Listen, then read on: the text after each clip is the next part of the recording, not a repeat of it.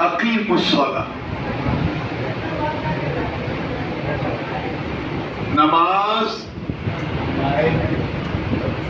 Hello, نماز قائم کرو.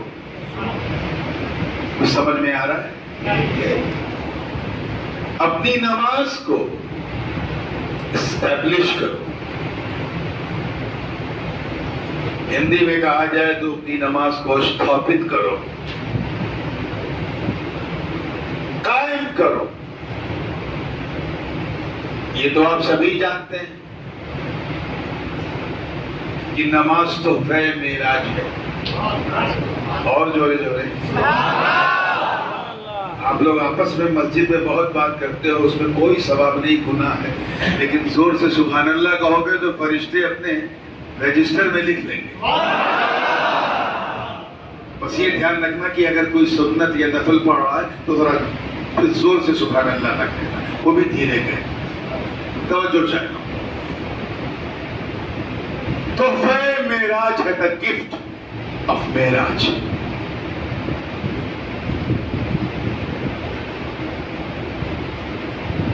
تو نماز نبی کو ملی معراج میں،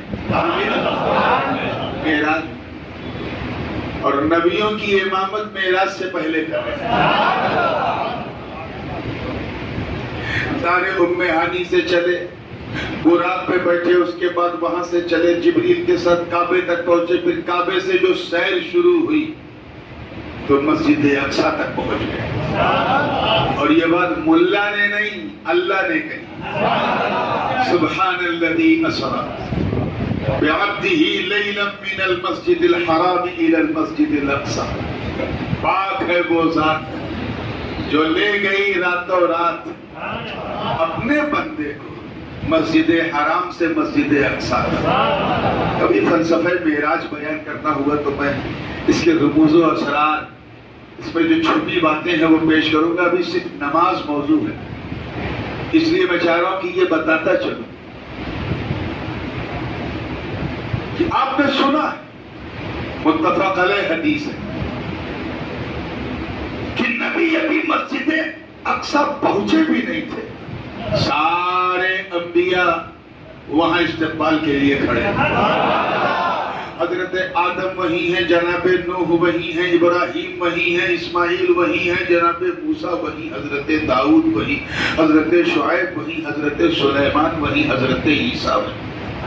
لگ بھگ 1,24,000 انبیاء اور مرسلین پہلے سے. کیوں؟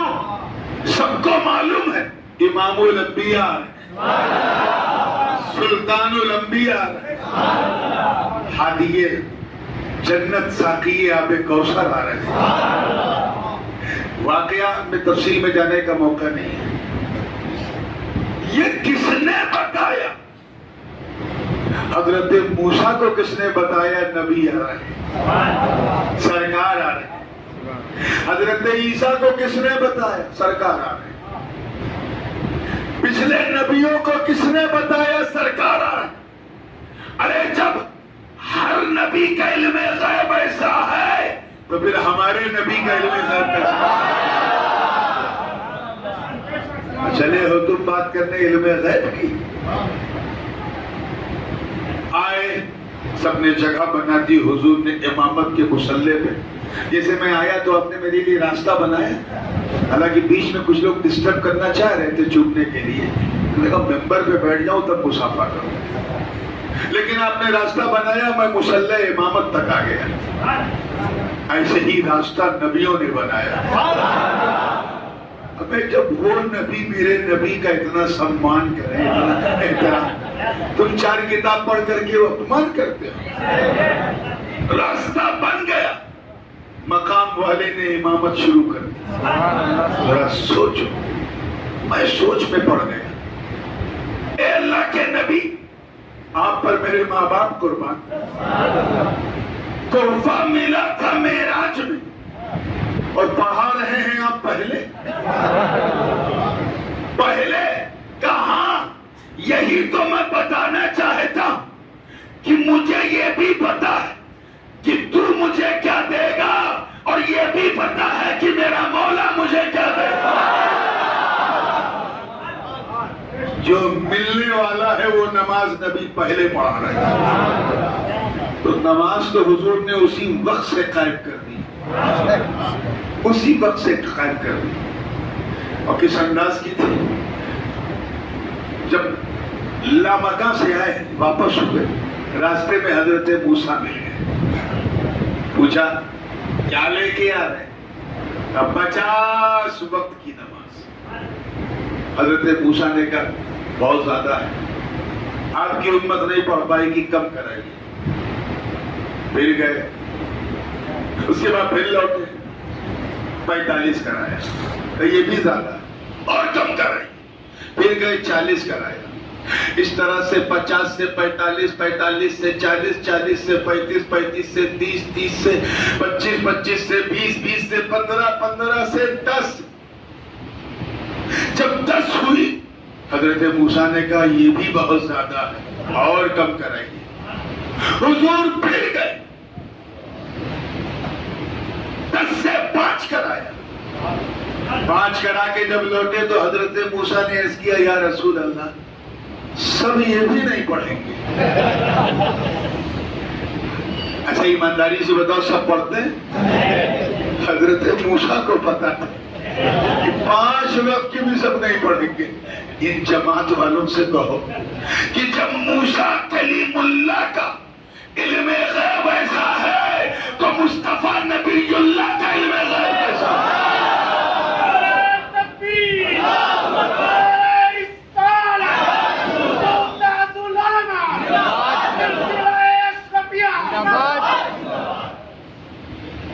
یا رسول اللہ اور کب کرائیے؟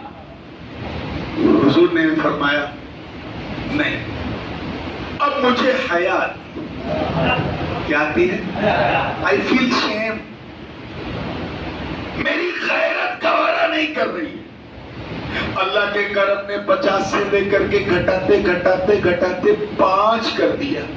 اب اس سے زیادہ میں کم نہیں کراؤں گا. مجھے حیا, لجا فیل ہوتی ہے, مجھے شیم محسوس ہوتا ہے, میری غیرت اور حمیت یہ برداشت نہیں کرتی.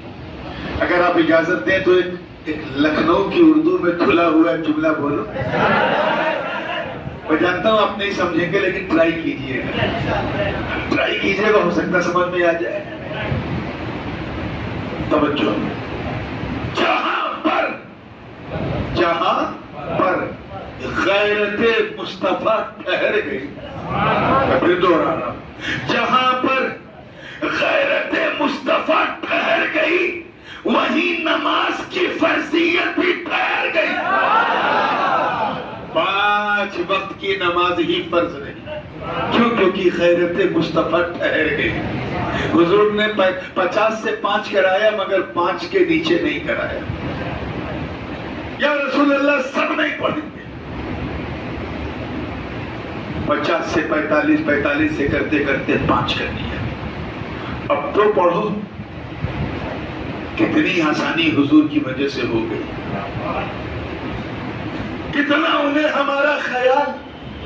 اللہ اکبر, لامکہ میں ہے, قرب مولا میں ہے, مگر امت کا دھیان کر رہے ہیں. اور حضرت موسیٰ کو بھی دھیان دیا. میں نے عالم خیال وچاروں کی دنیا میں جناب موسیٰ سے پوچھا کہ جب آپ کو 50 سے 5 کروانا تھا تو اکٹھے کر دیتے, یہ 50 سے 45, 45 سے 40, 40 سے 35, یہ 9 بار حضور کو اوپر نیچے کیوں کیا؟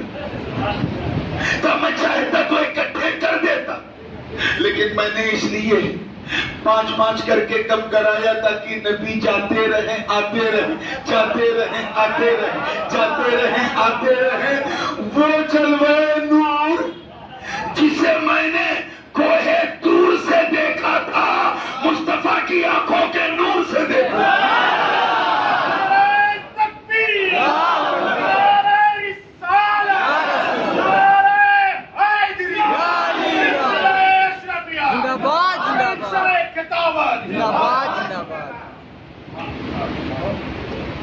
ایک صاحب کہتے ہیں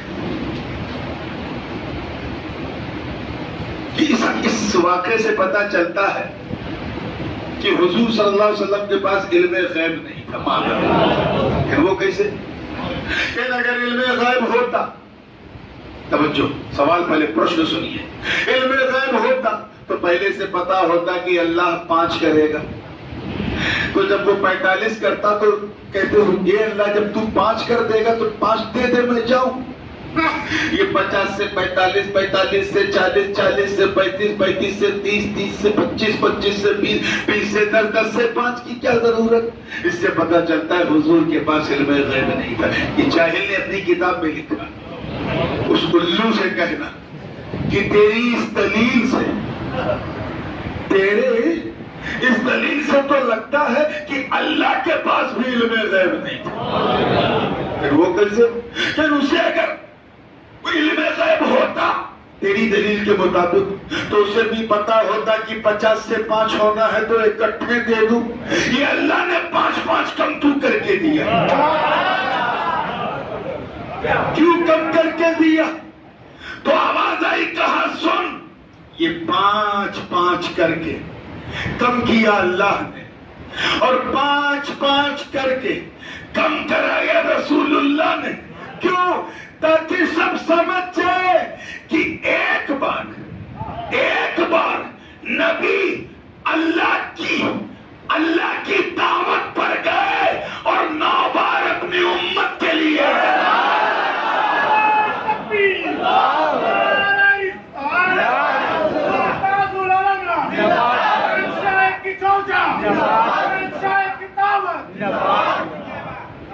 کہتے ہیں نبی مر کے مٹی میں مل گئے. ایک نبی تو نبی، علی تو علی، کوئی ولی مر کے مٹی میں نہیں گیا. اور اگر مٹی میں مل جاتے تو سارے انبیاء مسجد اقصی میں نظر آتے. سب نبی کے پیچھے نماز پڑھ اپنی قبروں سے نکل کے چلو اقصی سرکار آ رہے ہیں، چلو اقصی سرکار آ رہے ہیں، چلو اقصی سرکار آ رہے ہیں. کس نے بتایا؟ موسیٰ کیوں آئے؟ کیونکہ زندہ ہیں. عیسیٰ اسی لیے آئے کیونکہ زندہ ہیں. ابراہیم اس لیے آئے کیونکہ زندہ ہیں. اور میں جب ہر نبی زندہ ہے تو پھر سلطان الانبیاء کیوں نہیں زندہ ہے؟ تبھی تو اعلیٰ حضرت نے کہا تھا تو زندہ ہے واللہ، تو زندہ ہے واللہ، میری چشم عالم سے چھپ جانے والے. تو نماز تو استھاپت شب معراج میں ہو گئی. مگر میں آپ کو سمجھانے کے لیے کہوں کہ کوئی چیز نماز قائم کرنا ہے نا، کوئی چیز قائم تبھی ہوتی ہے جب اسے کیا بھی جائے اور بچایا بھی جائے. کرو گے نہیں تو ہوگی نہیں، بچاؤ گے نہیں تو بچے گی نہیں، اور جب بچے گی نہیں تو رہے گی نہیں، اور جب رہے گی نہیں تو قائم نہیں ہوگی. مثال کے طور پہ سیڑ بننے کا شوق سب کا ہے نا. ہاں سیٹ پیٹ چاہے جیسا رہے، معاملہ سیٹ رہے، اچھی بات ہے. پیسہ کمانا گناہ نہیں ہے، یہ تو صحابہ کی سنت ہے. بس پیسے کو دماغ میں رکھو، دل میں نہیں. دل میں گیا تو بلاسٹ ہو جائے گا. توجہ، پیسہ کمانے کے لیے 2 چیزیں ضروری ہیں. ایک تو سیٹ بننے کے لیے 2 چیزیں ضروری ہیں. ایک تو پیسہ کماؤ. کیا بولو؟ کماؤ گے نہیں تو مال آئے گا نہیں. اور دوسرا کمائے ہوئے مال کو بچاؤ. بچاؤ گے نہیں تو بچے گا نہیں. ایک صاحب 1 لاکھ ٹکا روز کماتے ہیں، سیٹ ہے کہ نہیں؟ ایسے معلوم بچا پاتے ہیں. 1 لاکھ ٹکا کماتے ہیں، 1.5 لاکھ ٹکا اڑاتے ہیں. سیٹ بن پائیں گے؟ چاہے جتنے بڑے ٹیچر ہوں، چند دن میں پھٹیچر ہو جائیں گے، کیونکہ جتنا آ رہا ہے اس سے زیادہ جا رہا ہے. بینک کرپٹ ہو جائیں گے. ایک صاحب پیسہ کماتے تھے، لا کے تجوری میں رکھتے تھے، روز رات کو رکھتے تھے. گھر کے نوکر کی نظر پڑ گئی، چابی یہاں ٹانگتے ہو.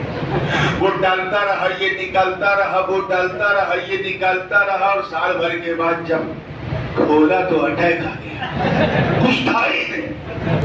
پرابلم کیا تھا سیٹھ کا؟ کمانا آتا تھا، بچانا نہیں آتا، اس لیے سیٹھ نہیں بن پایا۔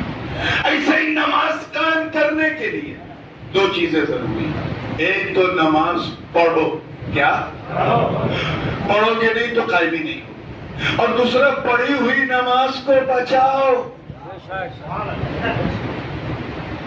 پڑھن سے فیصلہ کر لو، یہ تو اسلامی ملک ہے۔ ابھی تو 80-90 مسجدیں آپ کے ہاتھ سے گئی ہیں، مجھے ڈر ہے کہ کہیں ساری نہ چلی جائیں۔ اب تو پڑھو، اللہ کے لیے پڑھو۔ اتنی آسان عبادت، اتنی سہج اور سرل، اتنی آسان عبادت کہ نہ کوئی پریشانی نہ کوئی حیرانی، اللہ کی مہربانی، صرف ایک لوٹا پانی۔ یہ میں کوئی شاعری نہیں کر رہا ہوں، سچی بات ہے۔ ایک لوٹا پانی should be enough to make a وضو، وضو کرنے کے لیے کافی ہے۔ اور جب سے یہ جماعت والوں نے لوٹا چھوڑا، ہم نے بھی لوٹا چھوڑ دیا۔ اب مسجد میں ٹوٹی ہے، چھر چھر چھر چھر پانی، کتنی ہے آسانی، پھر بھی نہیں پا رہا۔ اتنی آسان عبادت، ایک ٹکا جو ہے ٹیکس نہیں دینا۔ روزے میں تو اچھا خاصا خرچ ہے، یہ پکوڑی کا خرچ، پھلوری کا خرچ، چنے کا خرچ، مٹھائی کا خرچ، اس میں کوئی خرچ ہی نہیں۔ حج میں تو اللہ اکبر، خرچ ہی خرچ ہے۔ زکوٰۃ نام ہی ٹیکس کا ہے، صرف یہی وہ عبادت ہے کہ بندہ بھی پڑھے بندہ نواز میں، غریب بھی پڑھے غریب نواز میں۔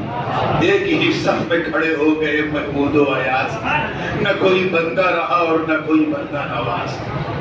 اتنی آسان عبادت، اتنی سہج، سرل، بسیط، آسان، one of the most easiest worship، اتنی آسان۔ آرام سے کھڑے ہو کے کہہ دو اللہ اکبر۔ کھڑے ہو کے نہیں پڑھ پاتے، بیک بون میں ایشو ہے، کوئی بات نہیں، بیٹھ کے پڑھ لو، نماز ہو جائے گی۔ آج کل کرسی کا فیشن چل پڑا ہے، میں اسے فیشن کہتا ہوں، مجبوری نہیں۔ کسی فیشن، جو یہ فیشن ہے، مجبوری نہیں۔ کھڑے ہو کے نہیں پڑھ سکتے، بیٹھ کے پڑھ لو، زمین پہ بیٹھ کے پڑھو۔ بیٹھ کے بھی نہیں پڑھ پا رہے، سجدہ نہیں ہو پاتا، یہاں درد ہے، گھٹنے میں تکلیف ہے، کوئی بات نہیں، لیٹ کے پڑھ لو۔ جیسے سویا جاتا ہے نا، لیٹ کے پڑھ لو، نماز ہو جائے گی۔ لیٹ کے بھی نہیں پڑھ پا رہے، ایک دم پیرالائز ہے، ہاتھ پیر ہل نہیں رہا، تو اسلام نے کہا پلکوں کو ہلا ہلا کے سجدے رکوع کر۔ اب دیکھیں، آپ کی پریشانی بڑھی، اللہ کی طرف سے آسانی بڑھی۔ کتنی آسان عبادت، how much easiest worship of Almighty اللہ۔ اگر آپ کے عذر نہیں ہے، آپ اگر کھڑے ہو کے نماز پڑھ سکتے ہیں تو بیٹھ کے آپ کی نماز نہیں ہوگی ہی نہیں، آپ کے منہ پہ مار دی جائے گی۔ اگر آپ بیٹھ کے نماز پڑھ سکتے ہیں تو لیٹ کے آپ کی نماز نہیں ہوگی۔ اگر آپ لیٹ کے نماز پڑھ سکتے ہیں تو پلکوں کی جنبش سے نماز یعنی مجبورن ہی ہوگی۔ آپ کی پریشانی بڑھی، اللہ کی طرف سے آسانی بڑھی۔ کتنا سسٹمیٹک اور سائنٹیفک اور لاجیکل ریلیجین ہے اسلام۔ میں صرف یہ بتا رہا تھا کتنی آسان عبادت ہے نماز۔ اب اس سے بڑی مثال میں کیا دوں کہ نماز پڑھنا اتنا آسان کہ ابلیس کو بھی آتا تھا۔ ابھی صاحب، ابلیس لعین عزازیل کو بھی آتا تھا، اور تھوڑا موڑا نہیں، 6 کروڑ برس تک اللہ کی عبادت کرتا تھا۔ پڑھنا آتا تھا مگر بچانا نہیں آتا تھا۔ راندے درگاہ ہو گیا، لٹ گیا، جہنمیوں کا سردار بن گیا، شیطانوں کا سرغنہ بنا دیا گیا۔ پوری جماعت کے سجدے ایک طرف، ابلیس کا سجدہ ایک طرف۔ اتنا اس نے سجدہ کیا تھا لیکن ایک سجدہ کام نہیں آیا۔ کیوں؟ کیونکہ اس نے نبی کی توحید کی۔ کیا کی؟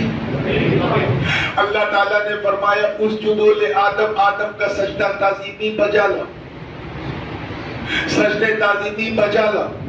سارے فرشتے سجدے میں چلے گئے، ابا واستکبرا، وہ انکار کر گیا، تکبر کیا، گھمنڈ کیا، نہیں جھکا اور کہا انا خیر منہ، آئی ایم بیٹر دین آدم، میں آدم سے اچھا ہوں، میں کیوں سجدہ کروں؟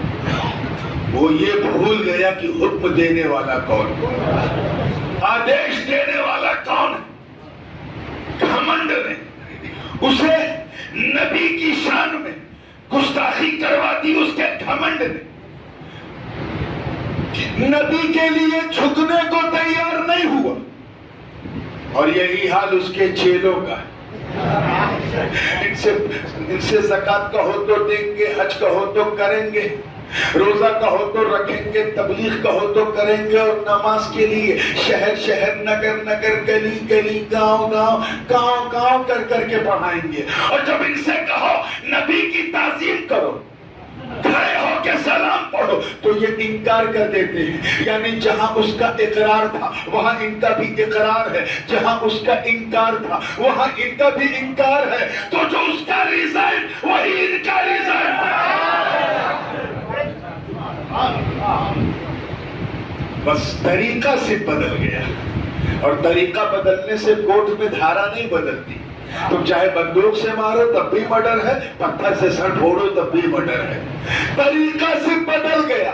ابلیس کو نبی کی تعظیم کے لیے اٹھنے سے انکار تھا، جھکنے سے، توجہ رہے، جھکنے سے انکار تھا، اور انہیں نبی کی تعظیم کے لیے اٹھنے سے انکار تھا۔ طریقہ بدلنے سے تو بتانا یہ تھا کہ نماز پڑھنا اتنا آسان کہ شیطنوا کو آتا تھا، بچانا نہیں۔ نماز پڑھنا میرے دوستو اتنا آسان کہ حضور کے سب سے خطرناک دشمن عبداللہ ابن ابی منافقوں کا ہیڈ تھا، اسے بھی پڑھنا آتا تھا۔ فجر وہ بھی پڑھتا تھا، ظہر وہ بھی پڑھتا تھا، عصر مغرب عشاء، اور ہم تو سو جاتے ہیں عشاء پڑھ کے، وہ تہجد بھی پڑھتا تھا۔ اور سرکار کا he was the open enemy, hidden enemy, one of the most dangerous enemy of Holy Prophet، شترو تھا حضور کا۔ پڑھنا آتا تھا، مگر بچایا کیسے جائے؟ میرے نبی نے بدر و احد، خیبر و خندق میں تلوار اٹھا کے ہمیں سمجھایا۔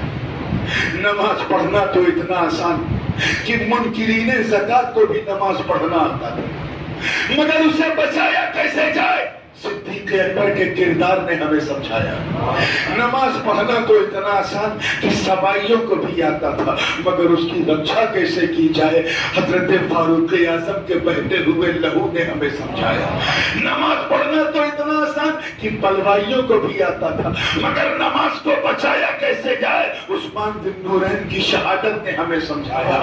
نماز پڑھنا تو اتنا آسان کہ خارجیوں کو بھی آتا تھا، مگر نماز کو بچایا کیسے جائے؟ مولا علی نے نماز پڑھ کے ہمیں بتایا، ارے نماز پڑھنا تو یزیدی کتوں کو بھی آتا تھا، مگر نماز کو بچایا کیسے جائے؟ علی کے شیر امام حسین نے ہمیں اپنے جیون کی آخری نماز پڑھتے پڑھتے حسین نے ہمیں بتایا نماز بچائی کیسے جاتی۔ نماز پڑھنا تو اتنا آسان کہ قدریوں کو بھی آتا تھا، جبریوں کو بھی آتا تھا، جہمیوں کو بھی آتا تھا، معتزلیوں کو بھی آتا تھا، لیکن نماز کو بچایا کیسے جائے؟ متکلمین نے ہمیں سمجھایا، ابو منصور ماتوریدی نے سمجھایا، ابو الحسن عاشری نے ہمیں سمجھایا۔ نماز پڑھنا تو اتنا آسان کہ شیعوں کو بھی آتا تھا، مگر بچایا کیسے جائے؟ اس کے لیے غوث اعظم نے اعلان چھوڑ دیا، بچایا کیسے جائے؟ غریب نواز نے اجمیر کو چھوڑ، سنجر کو چھوڑ، اجمیر کے بنجر کو اپنا سنجر بنا کے بتایا نماز کو بچایا کیسے جائے۔ اس کے لیے راج پاٹ کو تیاگ کر کے مخدوم اشرف نے کھچوچے کو اپنا جائے قرار بنا کے ہمیں سمجھایا نماز پڑھنا تو ان کو آتا تھا، مگر بچایا کیسے جائے؟ بنگلہ دیش میں آ کے شاہ جلال یمنی نے ہمیں سمجھایا۔ نماز پڑھنا تو نیچریوں کو بھی آتا ہے، چکڑادمیوں کو بھی آتا ہے، بہائیوں کو بھی آتا ہے، سبائیوں کو بھی آتا ہے، نماز پڑھنا تو انہیں بھی آتا ہے۔ میں ممبر پہ ہوں اس لیے میں ان کا نام لے کے اپنے منہ کا وضو خراب نہیں کرنا چاہتا، انہیں بھی آتا ہے۔ نماز کے لیے شہر شہر، نگر نگر، گلی گلی، گاؤں گاؤں جائیں گے، اور جب ان سے پوچھو مولوی صاحب پڑھنا نہیں بچانا بتاؤ، تو کہتے ہیں ہمارے استاد نے صرف پڑھنا بتایا، بچانا نہیں بتایا۔ پڑھنا آتا مگر میاں نماز کو بچایا کیسے جائے، بچایا کیسے جائے، اس کے لیے علامہ فضل حق خیر آبادی نے ہاتھوں میں ہتھکڑیاں، پاؤں میں بیڑیاں پہن کے ہمیں سمجھایا نماز کو بچایا کیسے جائے۔ اس کے لیے شاہ اسماعیل دہلوی کے خلاف فتویٰ دیتے ہوئے مفتی صدر الدین آزردہ نے دلی کی جامع مسجد کے ممبر پہ کھڑے ہو کے ہمیں سمجھایا نماز کو بچایا کیسے جائے۔ شاہ عبد القادر بدایونی نے فتویٰ لکھ کے ہمیں سمجھایا، ارے نماز پڑھنا تو نانوتا کو بھی آتا تھا، امبیڈکر کو بھی آتا تھا، تھانہ بھون کو بھی آتا تھا، ان کو بھی آتا تھا، مگر نماز کو بچایا کیسے جائے امام احمد رضا کے قلم نے ہمیں سمجھایا۔ مگر میاں اعلیٰ حضرت تو کہیں گئے نہیں، بریلی میں رہے، 4-5 جگہوں پہ گئے۔ یہ فکر امام احمد رضا جس میں عبد القادر بدایونی کا رنگ، فضل حق خیر آبادی کی ترنگ، مفتی صدر الدین آزردہ کی امنگ، ان کا خون پسینہ اس فکر احمد رضا میں شامل تھا کہ نماز پڑھی کیسے جائے، بچائی کیسے جائے۔ جو بہمولیہ فکر، ایکسٹراڈینری، ایکسپینسو اینڈ کاسٹلی، بہت قیمتی فکر تھا۔ گجراتی بھی چاہتا تھا کہ میں جانوں، بنگالی کیسے جانے، ملیالم بولنے والا کیسے جانے، کنڑا بولنے والا کیسے جانے، تیلگو بولنے والا کیسے جانے، یہ اسے بہاری بولنے والا کیسے جانے، گنگا جمنا کے کنارے رہنے والا کیسے جانے، پشتو بولنے والا پٹھان کیسے جانے، پنجابی بولنے والا سردار کیسے جانے، کیونکہ یہ فکر بڑی قیمتی مگر بریلی کی 4 دیواری میں گھوم رہی۔ ضرورت کہ اسے پورا اپ مہادیپ جانے، اس کے لیے ایک فرد جلیل کو چنا گیا۔ اللہ سبحانہ وتعالیٰ has chosen a special person for this purpose۔ ایک خاص مرد کو چنا گیا جو امام احمد رضا کی درسگاہ کا امین بن کے اٹھا، جس کی رگوں میں غوث اعظم عبد القادر جیلانی کا ڈی این اے تھا، سر پہ مخدوم سمنانی کا تاج تھا، جس کے گلے میں غریب نواز کی غلامی کا پٹا تھا، جو اعلیٰ حضرت اشرفی کا نور نظر تھا، ہم شبیہ غوث اعظم کا لختے جگر تھا، سلطان الواعظین احمد اشرف کی کا سرمایہ تھا۔ اس بدلے جلیل کو چنا گیا، اور جو فکر بریلی کی 4 دیواری میں گردش کر رہی تھی، اسے کشمیر سے لے کے کنیا کماری تک اور کابل کی پہاڑی سے لے کے بنگال کی کھاڑی تک عام کر دیا۔ دنیا پکار اٹھی کہ بریلی میں، توجہ چاہوں گا، بریلی میں اعلیٰ حضرت کا قلم چل رہا تھا، اور پورے سب کانٹیننٹ میں محدث اعظم کا قدم چل رہا تھا۔